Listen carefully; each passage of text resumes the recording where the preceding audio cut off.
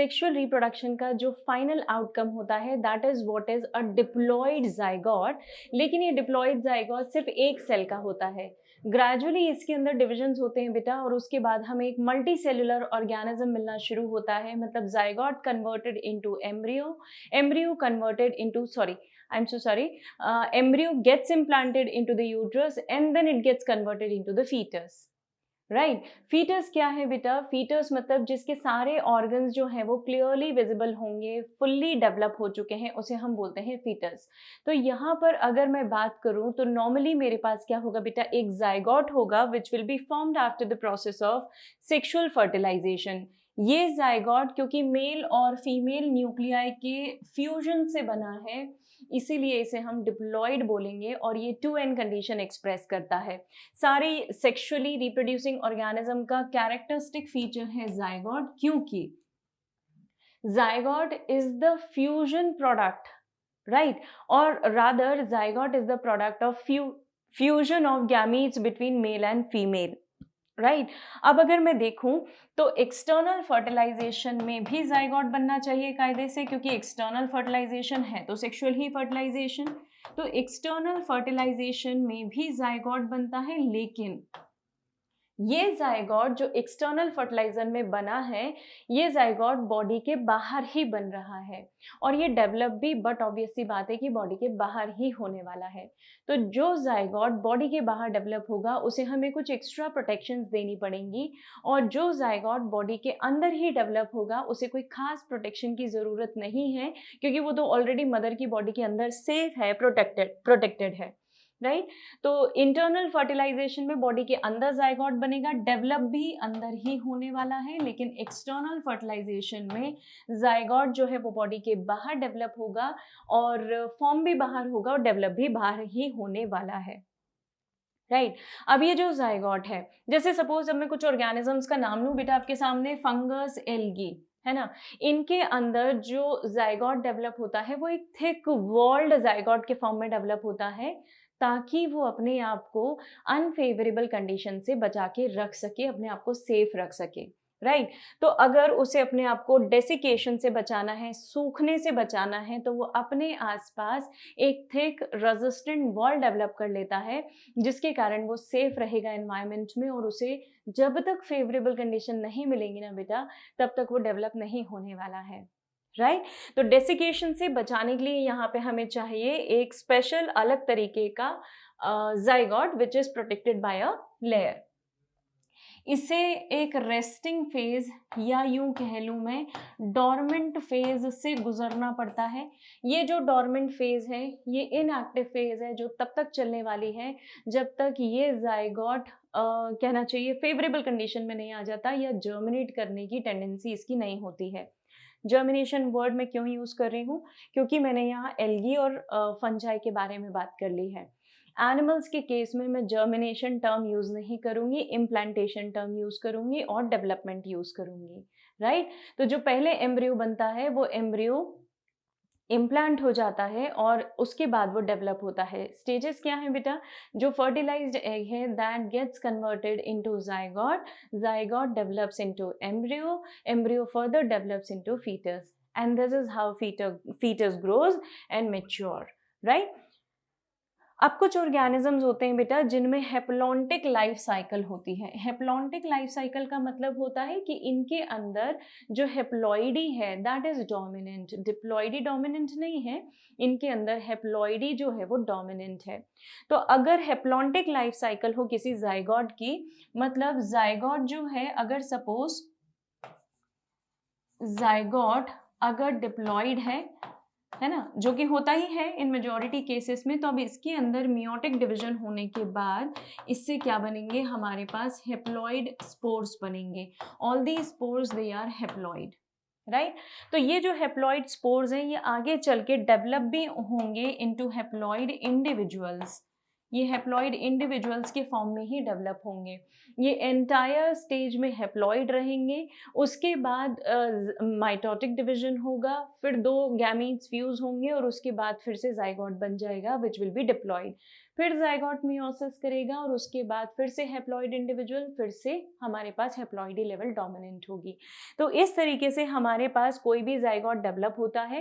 कोई एक ऑर्गेनिज्म, अगर आप यूनिवर्सली किसी भी सेक्सुअली रिप्रोड्यूसिंग ऑर्गेनिज्म को देखें तो सेक्सुअली रिप्रोड्यूसिंग ऑर्गेनिजम्स कैसे होते हैं बेटा, जो डेवलप होते हैं और आगे चल के किस में कन्वर्ट होते हैं, एक मैच्योर इंडिविजुअल में थ्रू जाइगोट ओनली। मतलब zygote which is a single cell product of fusion, this is universally the product in all the organisms जो कि develop होते हैं, right? So this is how zygote is quite an important structure or rather product. Now let us talk about embryogenesis, है ना। अभी zygote बना बेटा, zygote के अंदर परपेंडिकुलर डिविजन्स होते हैं, राइट मतलब हर नया डिवीजन 90 डिग्री पे होने वाला है। तो जैसे ये मेरे पास सेल है, इस सेल में डिवीजन होता है, एक ये वाला डिवीजन, इस प्लेन से डिवीजन, ये 90 डिग्री, इसका 90 डिग्री नेक्स्ट डिवीजन, इसका 90 डिग्री नेक्स्ट डिवीजन। मतलब हर बार प्रीवियस क्लिवेज के 90 डिग्री एंगल पे न्यू क्लिवेज होगा, है ना। मतलब हर बार जो पार्टीशंस होंगे वो 90 डिग्री पे होंगे, परपेंडिकुलर होंगे, स्प्लिटिंग होगी और फिर उसके बाद मेरे पास एक मल्टी सेलुलर स्ट्रक्चर फॉर्म होगा, है ना, मल्टी न्यूक्लिएटेड स्ट्रक्चर फॉर्म होगा। और ये जो मल्टी न्यूक्लिएटेड स्ट्रक्चर है, अब मैं इसे बोलना शुरू करूंगी एम्ब्रियो। आइडियली और टिपिकली इफ आई स्पीक तो मेरे पास सबसे पहले बनता है बेटा मॉर्यूला, उसकी नेक्स्ट स्टेज होती है ब्लास्टुला, है ना। ब्लास्टुला को हम ब्लास्टोसिस्ट भी बोलते हैं और यही वो ब्लास्टोसिस्ट है बेटा जो इम्प्लांटेशन में पार्टिसिपेट करता है, रादर करता है, ये खुद ही इम्प्लांट होता है यूट्रस में और फिर वहाँ रह के डेवलप होता है। तो जब ये डेवलप होगा तो इसकी पहली स्टेज होगी गैस्ट्रुला। गैस्ट्रुला का मतलब होता है जिसमें 3 जर्माइनल लेयर्स आपको इजीली डिस्टिंग्विश करते आएंगी, आपको ये आइडेंटिफाई करते आएगा कि उसके अंदर वो जर्माइनल लेयर्स कौन कौन सी हैं। तो we have morula, blastula and gastrula, 3 stages, MBG ऐसा करके आप इसे याद रख सकते हैं, राइट। तो यही प्रोसेस है हमारी एम्ब्रियोजेनेसिस। एम्ब्रियोजेनेसिस में जो डोमिनेंट डिवीजन होता है, अगर मैं हायर एनिमल्स की बात करूं तो जो डोमिनेंट डिवीजन है दैट इज मियोसिस, है ना। और इसके बाद धीरे धीरे सेल्स डिफरेंशिएट होते हैं।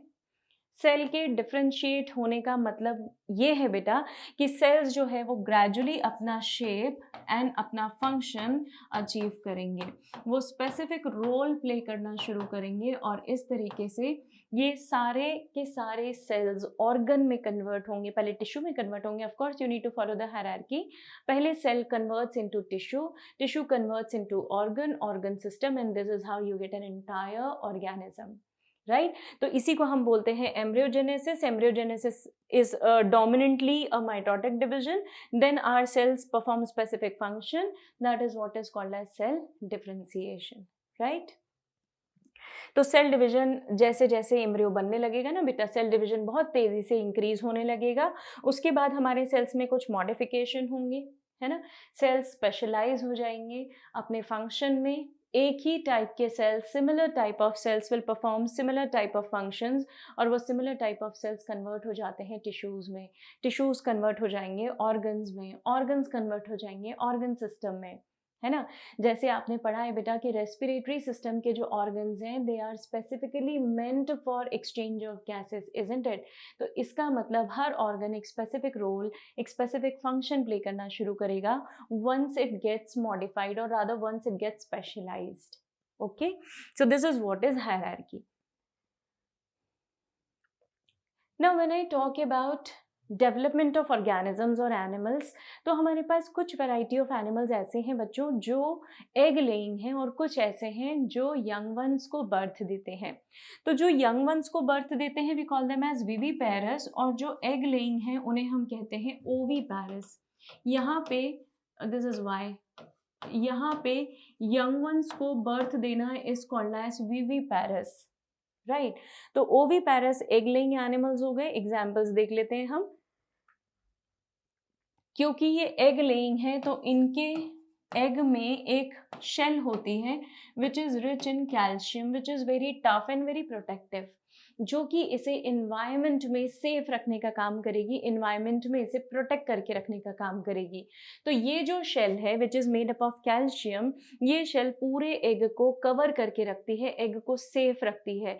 This is what is referred as calcareous shell, है ना, commonly we call it as calcareous shell. और याद करें बेटा, आपने कुछ एक्सपेरिमेंट्स पढ़े होंगे जूनियर क्लासेस में, जहाँ पे हम एग को, अगर उसमें हम एग्जॉस्मोसिस या एंडोस्मोसिस शो करना चाहते हैं तो हम सबसे पहले इस आउटर शेल वॉल को डिसॉल्व करते हैं। और किसकी मदद से करते हैं बेटा?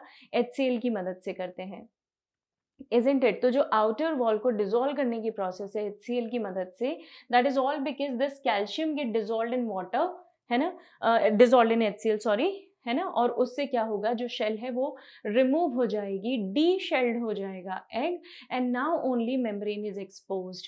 When only membrane is exposed, easily you can show the permeability of membrane, and this is how you can show exosmosis and endosmosis, right? So this is what is about calcareous shell, which is a protective covering. उसके अलावा egg laying animal सबसे important एक चीज का ध्यान रखते हैं कि वो सेफ प्लेसेस पे अपने नेस्ट बनाते हैं और उन नेस्ट में जाकर अपने एग्स को ले करते हैं। ये प्लेसेस हिडन होते हैं, है ना, उन जगहों पे, वैसी जगहों पे बनाए जाते हैं ये नेस्ट जहाँ पे प्रेडेटर्स इजीली न पहुँच सके, और वहाँ पे एग को ले किया जाता है। उसके बाद एग को डेवलप करने के लिए, एग को नहीं, एग के अंदर के एम्ब्रियो को डेवलप करने के लिए क्या करते हैं बेटा? एक स्पेसिफिक प्रोसेस है which is called as incubation, right? Here it is mention incubation. Incubation का मतलब क्या है बच्चों? जैसे हमें एक टेम्परेचर चाहिए, जिस एक पर्टिकुलर टेम्परेचर पे हमारे एंजाइम्स एक्टिव हैं, वैसे ही एम्ब्रियो को डेवलप होने के लिए भी एक स्पेसिफिक टेम्परेचर चाहिए। वो टेम्परेचर कहाँ मिलता है? जब मदर उसके ऊपर बैठती है, उस एग के ऊपर बैठती है तो उसे इंक्यूबेट करती है। वो एग जैसे जैसे इंक्यूबेट होता है उसके अंदर एम्ब्रियो डेवलप होता है, और फिर वो एम्ब्रियो मैच्योर होता है, कन्वर्ट होता है, हैच करेगा एग को, और and then it comes out, right? So this is what is called as incubation, which is a common phenomenon in oviparous organisms. Reptiles, birds, they lay eggs in the safer environments, in the safer places, which is out of reach of any kind of predator, right? Coming to the viviparous animals. Viviparous animals मतलब young ones को birth देने वाले animals हैं. These are majorly mammals, है ना। सिर्फ 2 mammals exception है, आपको याद आ गया होगा, एकिडना, है ना, डकबिल प्लेटिपस। ये जो ऑर्गेनिजम्स हैं ये मात्र 2 ऐसे मैमल्स हैं बेटा जो कि यंग वंस को बर्थ नहीं देते हैं, एग लेइंग मैमल्स हैं ये, okay. Rest all the mammals they are vivipary, they show vivipary, they are viviparous, fine. उसके अलावा कुछ एम्ब्रियोनिक केयर या प्रोटेक्शन भी इन ऑर्गेनिजम्स को देनी पड़ती है। एम्ब्रियोनिक केयर तो मदर के वूम्ब में होगी, क्योंकि mother is the safest place, isn't it? हमारा इमोशन का भी सबसे सेफ डिस्चार्ज पॉइंट क्या है? मदर का, मदर ही है। और इसी तरह डेवलपमेंट के टाइम पे भी सबसे सेफ प्लेस क्या है? मदर है। तो इसीलिए ये जो विविपैरस एनिमल्स हैं, इनके जो यंग वंस हैं, they develop in the वूम of mother. Mother protects it from all the kinds of adversities, right? Extreme environments or conditions of predators, whatever you say. So these young ones, they remain safe. All the mammals, majorly all the animals, in fact we also, humans also, they are the part of viviparous category. Now plants के अंदर भी fertilisation होता है, animals के अंदर तो होता ही है, इसे हम और आगे चल के ह्यूमन रिप्रोडक्शन चैप्टर में डिटेल में देखने वाले हैं, है ना, जूलॉजी में आप पढ़ने वाले हैं। प्लांट्स के अंदर भी डेवलपमेंट की प्रोसेस होती है। प्लांट्स के अंदर pre fertilisation and post fertilisation, इस तरीके से कुछ चेंजेस हैं। फर्टिलाइजेशन के पहले की सिचुएशंस अलग होती हैं और बाद की चीज़ें अलग हो जाती हैं, हम देखेंगे वन बाय वन। तो हम प्लांट्स के अंदर फिलहाल डिस्कशन कर रहे हैं बेटा। जो जाइगोट है वो जाइगोट कहाँ बनता है? एम्ब्रियो सैक में बनता है या ओव्यूल से बनता है। तो मेरे पास ये 3 सेल्स हैं, 3 ऊपर हैं, 3 नीचे हैं, 2 बीच में हैं। ये जो 2 बीच के सेल्स हैं इन्हें मैं बोलती हूँ पोलर न्यूक्लियाई, है ना, we call them as polar nuclei. यहाँ पे नीचे जो 3 सेल्स हैं इनमें से ये वाला सेल जो है इसे हम बोलते हैं एग सेल, बीच के जो साइड के जो 2 सेल्स हैं उन्हें हम बोलते हैं साइनर्जिड्स, है ना, we call them as synergids. हम बाद में देखेंगे इसको डिटेल में, सेक्सुअल रिप्रोडक्शन चैप्टर में आप इसके डिटेल्स देख सकते हैं। और ये ऊपर के जो 3 सेल्स हैं these are known as antipodal cells, we call them as antipodal cells, right. तो इस तरीके से हमारे पास ये एक एम्ब्रियो सैक है जिसके अंदर ओव्यूल का जाइगोट का फॉर्मेशन, सॉरी एम्ब्रियो का फॉर्मेशन होता है, जाइगोट का फॉर्मेशन होता है, and that gets converted into seed finally, right. किसी भी फ्लावर के अंदर फर्टिलाइजेशन के बाद के जो चेंजेस हैं उनमें एक सबसे मेजर चेंज है कि जितने भी हेल्पिंग पार्ट्स थे, है ना, जिन्होंने फर्टिलाइजेशन तक पहुंचाने में मदद की, जैसे सेपल्स हैं, पेटल्स हैं, स्टेमन्स हैं, है ना, ये सब क्या हो जाएंगे, विथेर ऑफ हो जाएंगे, सब निकल जाएंगे, रिमूव हो जाएंगे। क्यों भाई? क्योंकि अब इनकी ज़रूरत नहीं है मुझे। क्यों ज़रूरत नहीं है? क्योंकि फर्टिलाइजेशन तो हो गया ना भाई। अगर फर्टिलाइजेशन हो गया है तो ये सारे पार्ट्स कैसे हैं? Now they are waste. So these parts or these structures, they will fall off or wither off, and finally you will left with only the ovary, है ना, and this ovary, which is the female part, which is the part of female reproductive system, this gets converted into fruit. तो ovary gets converted into fruit, zygote gets converted into, the zygote gets converted into embryo. So this is how new structures will be formed, right? Ovules develop into seed, ovary develops into fruit. जितने ज़्यादा ovules होंगे ना बेटा, उतने ज़्यादा seeds मेरे plants के पास होंगे। सीड्स का नंबर डिपेंड करेगा कि कितने ओव्यूल्स हमारे पास हैं, राइट। अगर मैं पोस्ट फर्टिलाइजेशन इवेंट्स की भी बात करूं कुछ और तरीके से, ये प्लेसेंटेशन है बेटा, ये हम फिर से पढ़ने वाले हैं रिप्रोडक्टिव सिस्टम में, जो प्लांट्स का है, sexual reproduction in flowering plants जो चैप्टर है उसमें आप पढ़ेंगे। तो ये प्लेसेंटेशन है। आप अभी फिलहाल इनके नाम नहीं जानते हैं, इसलिए मैं आपको सिर्फ थोड़ा सा ब्रीफ करके बता देती हूँ। ये ओवरी है, अगर इसमें कोई पार्टीशन नहीं दिख रहा है तो दिस इज अनलॉक्यूल्ड ओवरी, है ना, जिसमें कोई पार्टीशन नहीं है, कोई लॉक्यूल्स नहीं है, इंटरनली एक ही चेम्बर है। अगर इसमें पार्टीशंस हो जाए, है ना, पार्टीशंस कैसे बेटा, अगर इस तरीके से ये पार्टीशंस हो जाए तो ये जो पार्टीशंस हो गए इसको बोलते हैं ट्राइलॉक्यूलर ओवरी, है ना, मतलब इसमें 3 सेक्शंस बन गए हैं, so we call it as trilocular ovary. इसी तरह मल्टीलॉक्यूलर ओवरी भी हो सकती है। प्लेसेंटा में यहाँ से हमारा हाइफे कनेक्टेड है और यहाँ पे इससे अटैच्ड है हमारा सीड, फ्यूनिकल कनेक्टेड है सॉरी, और उससे अटैच्ड है हमारा सीड, इस तरीके से। मतलब प्लेसेंटा एक वो स्ट्रक्चर होगा जो मदर से या स्टोर्ड फूड प्रोडक्ट से कनेक्टेड होगा। इस प्लेसेंटा से एक अटैचमेंट होगा which is called as funicle, this is funicle, you can see here. इस फ्यूनिकल से सीड कनेक्टेड है, राइट। बाद में यही फ्यूनिकल पॉइंट जो है ना, यहाँ पे एक स्कार रह जाता है सीड में, जिसे हाइलम बोलते हैं, और वहाँ से या माइक्रोपाइल, जहाँ से पानी एंटर करता है और सीड को जर्मिनेशन में मदद करता है, राइट। तो ये मार्जिन है और इस मार्जिन से मेरे ये सीड्स अटैच्ड हैं कुछ इस तरीके से, है ना। इसी तरह यहाँ पे ये ओव्यूल्स अटैच्ड हैं जो आगे चल के सीड में कन्वर्ट हो जाएंगे, and this is what is the structure of endosperm. Similarly यहाँ पे हमारे पास सीड्स हैं, है ना। S स्टैंड्स फॉर सीड्स और P स्टैंड्स फॉर पेरिकार्प। बेटा पेरिकार्प का मतलब होता है फ्रूट वॉल। ओवरी की वॉल ट्रांसफॉर्म हो जाती है into the wall of fruit, okay. So ovary wall gets converted into fruit wall, जो कि P से यहाँ पे डिनोटेड है। ये पूरा हिस्सा P का है यहाँ पे, this is what is fruit wall, ये पूरा फ्रूट वॉल है ना। और ओवरी कहाँ दिखेगी आपको, या ओव्यूल्स कहाँ पे दिखेंगे? Ovules gets converted into seed, तो ये मेरे पास सीड है। Let me change the colour so that it will be distinguish properly. These are the seeds, है ना, इन्हें हम बोलते हैं सीड्स। यहाँ पे दीज आर द सीड्स, यहाँ पे दीज आर द सीड्स, और ये सीड है। तो इस तरीके से हमारा जो प्लांट का ओवरी है, उस ओवरी को हम राइप करके फ्रूट में कन्वर्ट कर लेते हैं। हर फ्रूट के अंदर छोटे छोटे से सीड्स प्रेजेंट होंगे, ये सीड्स बाद में जर्मिनेट होकर नया प्लांट फॉर्म करेंगे। So this is what is called as placentation in plants. ये भी पोस्ट फर्टिलाइजेशन इवेंट है, ऑफ कोर्स। एम्ब्रियो बनने के बाद ही प्लेसेंटा का फॉर्मेशन होगा और ये प्लेसेंटा एम्ब्रियो को, डेवलपिंग एम्ब्रियो को नरिशमेंट देता रहेगा। And finally this is how the post fertilization events take place in plant, right?